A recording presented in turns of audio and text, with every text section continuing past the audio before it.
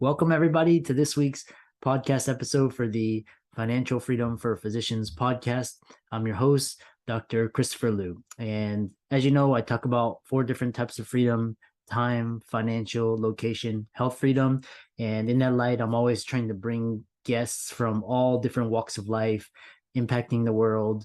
Hopefully, we can apply it to our daily lives and careers. So today we have Shannon Petrovich. She's a licensed counsel social worker, and she's on YouTube. She's a thought leader, influencer, and so today it's going to be talking all about healing from toxic relationships, improving our lives, getting better aligned, and developing ourselves. So, um, Shannon, welcome.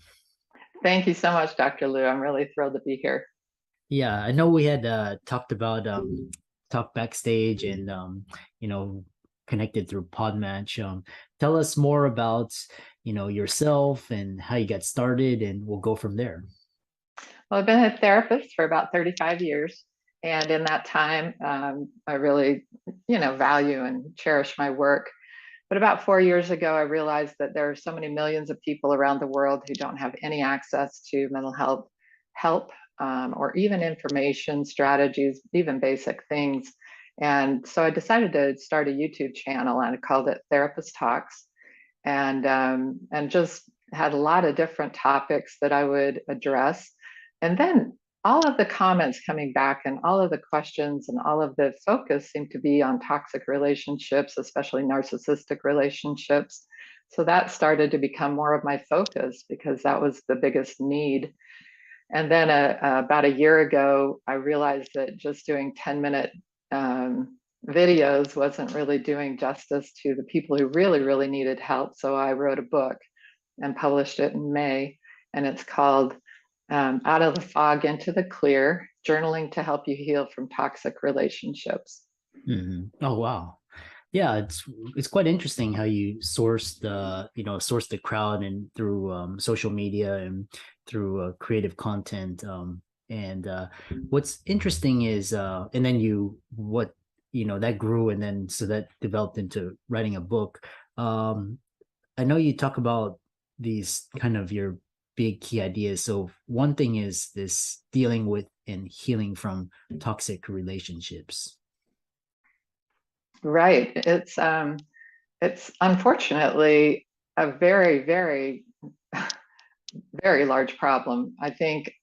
I don't know that anybody gets away with living their entire lives without some sort of toxic relationship in their lives. And it can be a parent or a sibling, or it can be a partner, husband, wife, life partner, or it can even be a coworker. But people are struggling with toxic relationships. And if you're not that type of person, if you're not narcissistic, if you're really genuinely honest and compassionate and caring generally, it almost baffles you that somebody could be mean spirited and vengeful and hateful and dishonest and really delusionally that way. So a lot of people really struggle with this, and getting information out to them has been really key.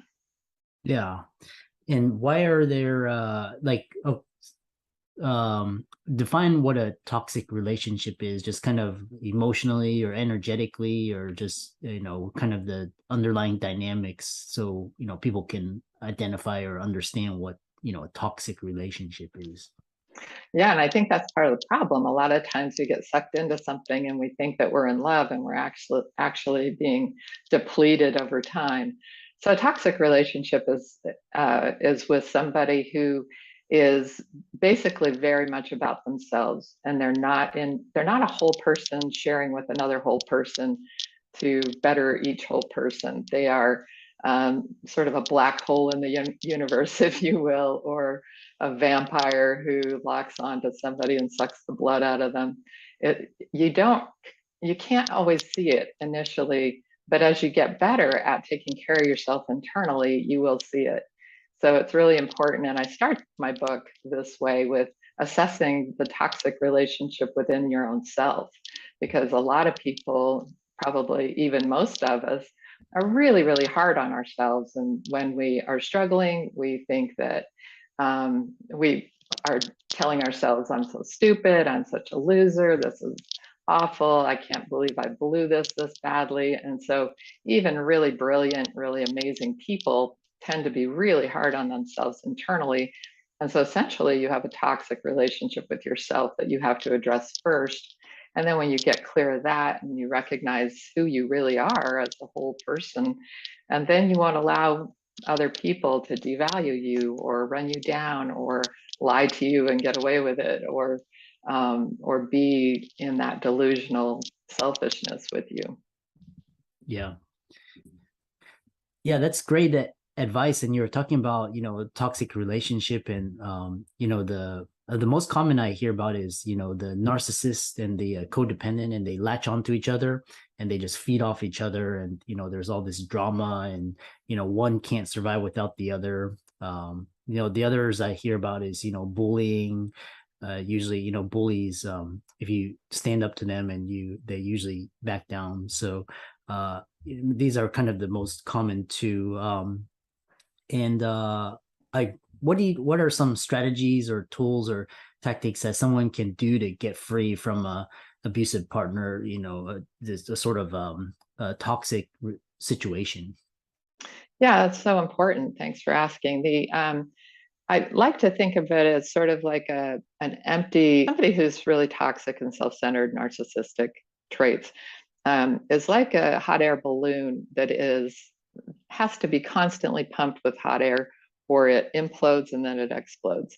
And so some people with this emptiness that have to be constantly buoyed up and inflated by other people are very difficult to deal with in that bullying sense. But sometimes they're actually that more martyr narcissist. And so that's the person who's kind of attacking you from a victim-y place, where they're saying, oh, you're so mean to me, and they're the ones being mean, and you're so toxic and you're so narcissistic, and sort of that really twisted gaslighting. And they tend to implode and then sort of demand that you rescue them. So they'll be suicidal and, drama emotions and that sort of thing. So there's kind of two flavors, if you will, that covert or that overt. But it's really important that we learn to stop undermining ourselves. And that's the most important piece of getting away from toxic relationships. We have to stop what I call the 3 Ps: people pleasing, placating, and peacekeeping. And those are our tendencies as empathic people. And when we do that, what we're doing is undermining our own truth, undermining our own thoughts, feelings, needs, wants. And we are placating that other person to the point where they really don't take any responsibility for their emotions. And we are kind of colluding with them in a sense to take care of their emotions for them. So that is what sets up that toxic dynamic. And when we are engaging in that, and until we stop doing the 3 Ps, we can't make anything better. So when we can stop the 3 Ps, then we can start to set boundaries. And when we set boundaries, people say to me all the time, boundaries don't work. And I'll say, well, boundaries always work. So either the boundary works because that person stopped doing that behavior, that anytime they're yelling at you on the phone or in person, you'd say, I'm going to leave now and we can talk later if you can calm down, but this is not productive. And I'm not going to let you talk to me that way. So if you hang up, if you leave the room, if you leave the house or whatever, you're kind of giving them a grown-up timeout, because essentially it's a tantrum, right? They want what they want, they're not getting it, so they're blowing up over it. And so when you give them that grown-up timeout, then they can choose to, oh man, every time I do that, she walks away or he walks away or hangs up the phone. I guess I can't treat that person this way any longer. So they can change that behavior. Or the other option, and sometimes this happens, is that that person escalates and they become more aggressive and more violent and more angry. Then you know that that relationship is not salvageable. So it's really important that you set those boundaries, that you stop placating, that you tell your truth in love, and that then you see what happens. So either they get better or they get worse. Either way, the boundary worked because it gave you the information you need to know whether to stick around and work on it or give up. Yeah. And how did the feelings of guilt and shame, because, some people, they had never enforced their boundaries. They sort of let people walk over them, and then they start to enforce their boundaries, but then they feel guilty or shame for speaking up. What do you say for those individuals? It's so true. Guilt and shame pop up whenever we set boundaries if we're doing that dance inside our own heads already. And so, again, we have to start from the inside out. We have to look at how we're talking to ourselves inside our own heads. And when you're setting a boundary, all you're doing is saying, I need to fully exist in this relationship. Are you willing to honor that? And that person is either telling you, yeah, I'm willing to honor that, or they're not. So you have nothing to feel guilty about. You need to fully exist everywhere in your life. And if you're not allowed to, then you need to remove yourself from that situation. So the guilt and shame is an old story that you've told yourself from probably childhood. And you have to take out and sort out that old story because it's not the truth. Interesting. It's all about the stories. Uh, and you know, so yeah, I've done a lot of reading on this, and a lot of self-development, and everybody has some form of trauma, emotional from childhood, parent, etc. So how do people heal from that? Like, what are some steps, and what steps can people take? Ideally, everybody would have access to their own therapist, but we know that's not true. And so I really created this book to try to help people in a self-help type of way. And I think journaling is a really great way to walk through something with being able to separate your emotional mind from your rational mind, because your emotional mind is very hooked in by this person. You think you're in love with them, but it's a sort of an unhealthy attachment, but it's a strong attachment. It's powerful, and it's not something that you can just ignore. You have to look at it and look at what the stories are behind that. And you can do that through journaling. And then you can also rationally say, this person isn't good for me. Emotionally, physically, maybe even financially, I'm bankrupted. I'm being bankrupted by this person, and I need to get out. And so Hmm. you can look at the facts and just the facts, and you can decide with your rational mind, I need to get out of this relationship. And then you're kind of dragging your heart kicking and screaming through the process of getting free, because your heart's not going to be on board. You can still love a person and leave them. You can know with your heart that you're still really attached and still make that wise decision to walk away. That's fascinating. Yeah, it's almost like taking a leap, and then um, yeah, that's quite fascinating. And then tell us, you talked about your book, and with this, what led you to write this book, and what sort of individuals would benefit from looking at reading your book. Well, I think that, as I said, the feeling that so many people weren't able to walk that through and had so much confusion around the perspectives and strategies and ability, those ways to get free.